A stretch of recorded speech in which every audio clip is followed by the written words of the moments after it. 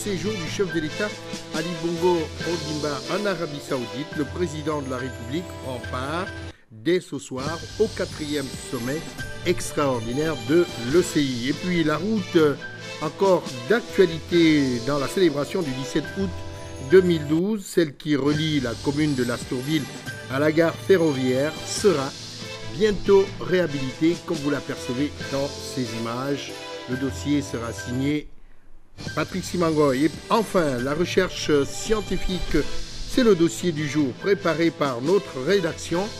Ceci 52 ans après l'accession du Gabon à la souveraineté internationale. Voilà, madame, monsieur, bonsoir. Vous n'avez pas mal fait de choisir le canal de la première chaîne de télévision gabonaise pour vous informer. Et je m'en vais déjà vous lire ce communiqué ou encore ce message de condoléances du chef de l'État Ali Bongo Ondimba à son homologue iranien Mahmoud Ahmadinejad suite au tragique décès de plus de 300 personnes, voilà, j'y arrive, causé par le double séisme survenu le 11 août 2012 dans ce pays ami. Alors je vais vous citer les propos du chef de l'État qui sont transcrits dans ce papier. Monsieur le Président de la République, c'est avec une vive émotion que j'ai appris la nouvelle du double séisme qui a secoué le nord-ouest de votre pays le 11 août 2012, causant ainsi plusieurs centaines de morts, de nombreux blessés et d'importants dégâts matériels. En cette dramatique circonstance, je voudrais adresser à votre Excellence, au nom du peuple gabonais, du gouvernement, de la Première Dame du Gabon et à mon nom personnel, mes plus sincères condoléances et vous assurer de notre profonde compassion. J'implore le Très-Haut afin qu'il puisse accorder force et courage au peuple ami d'Iran pour surmonter cette douloureuse épreuve et accueillir dans son infinie miséricorde des illustres disparus. En vous renouvelant toute ma compassion, veuillez agréer, Monsieur le Président de la République, l'assurance de ma haute considération. Et c'est le chef de l'État, c'est le message du chef de l'État à son homologue iranien. J'ai cité Mahmoud Ahmadinejad, suite donc au tragique décès du double séisme qui s'est produit dans ce pays ami. Un autre communiqué, celui-ci qui émane donc du ministre de l'Économie, de l'Emploi et du Développement durable, qui porte à la connaissance des employeurs et des travailleurs que conformément aux dispositions du décret du 29 juin 1998 réglementant le régime des jours fériés en République gabonaise et modifié en son article 2 par un autre décret du 26 mai 2004, la journée du dimanche 19 août 2012 marquant la fête de l'Aïd el-Fitr ou la fin du Ramadan, cette journée du dimanche, je répète bien, 19 août, est déclarée fériée, chômée et payée sur toute l'étendue du territoire national. Voilà en ce qui concerne déjà les communiqués en ce début donc de journal. À présent, à l'image, on va vous diffuser donc le film du départ de l'arrivée du chef de l'État en Arabie Saoudite. Je vous dis déjà que le président de la République séjourne donc à la Mecque et là-bas également, il va prendre part aux travaux du 4e sommet consacré justement à l'OCI, c'est-à-dire l'Organisation de la coopération islamique. Je ne vous en dis pas plus. Voici le reportage d'Ali Rajoumba, presse présidentielle. Arrivé à l'aéroport de Jeddah, le président de la République, Ali Bongo Ondimba, a été salué au bas de la passerelle par son Altesse l'émir de la région de la Mecque et son Altesse le gouverneur de la ville de Jeddah. Le président de la République prend part à la Mecque au 4e sommet extraordinaire de l'Organisation de la coopération islamique qui s'ouvre ce jour. Avec ses pairs, le chef de l'État gabonais évoquera la solidarité au sein de la communauté islamique et les défis qu'elle connaît. Durant 2 jours, les travaux seront axés sur la restauration de la solidarité islamique.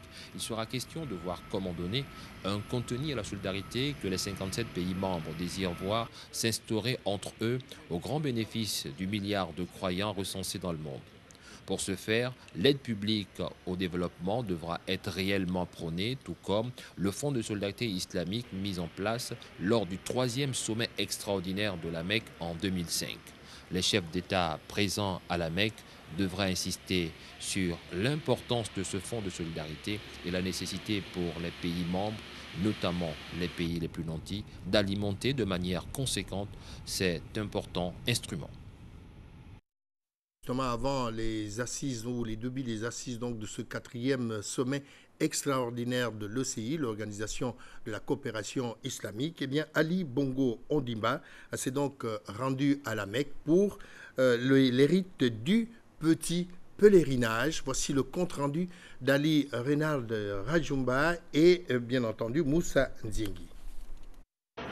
Venu prendre part à la Mecque au 4e sommet extraordinaire des chefs d'État de l'OCI, le président de la République en a profité quelques heures avant le démarrage des travaux d'effectuer la Umrah, ou petit pèlerinage, vu l'importance que cette dernière revêt durant le mois de Ramadan. Comme a dit le prophète, la Umrah effectuée durant le mois béni équivaut au grand pèlerinage.